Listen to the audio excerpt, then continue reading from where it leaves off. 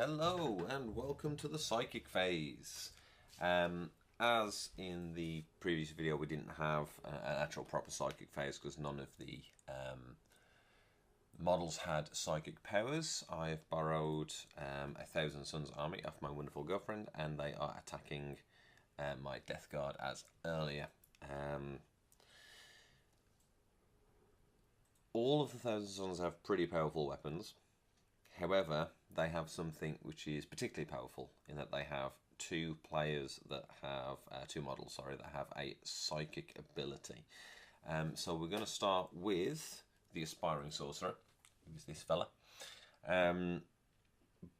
Pretty powerful as is. Warp Flame Pistol, which is pretty decent, and a Staff, which is monstrous and surprisingly powerful.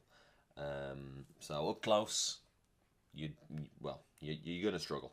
But Aspiring Sorcerers have a psychic power, which is called Psybolt. And the idea with psychic powers is you roll two dice, and see what you get. With a Psybolt, the charge is 5, so you have to get 5 or more, and you've made it happen. And it's the closest visible enemy model within 18 inches, and they suffer what we call a mortal wound. With a normal wound, you roll a saving throw. With a mortal wound, you do not. They just take the damage straight away. Nurgles are lucky in that they have disgustingly resilient. So even if they take a mortal wound, they then can try to save it. However, they just take the damage to start with. We also have this guy who has an Icon of Flame, which is in the psychic phase, but not an actual psychic ability. In the game, you can only use one psychic ability per psychic phase. Because this is a normal ability and not a actual psychic power, Thousand Suns get the ability to use both, which, as you will see, can be very, very powerful. So we're going to start off with the Aspiring Sorcerer, and we're going to assume they have initiative, and there's no one on the other side to fight back. So even if the Death Guard had the initiative with no psychers, it would be the Aspiring Sorcerer no matter what. And I'm going to roll 2 dice, and if it's 5 or higher, the nearest enemy unit within 18 inches, which is the leader, will suffer a mortal wound. So let's see what happens. Roll a 7. We're good. It has hit him for a mortal wound, and he didn't save Disgusting and Resilient, and he would take a flesh wound. However, we're going to step back and pretend that didn't all happen, because if you roll a double 1 or a double 6, you have Perils of the Warp.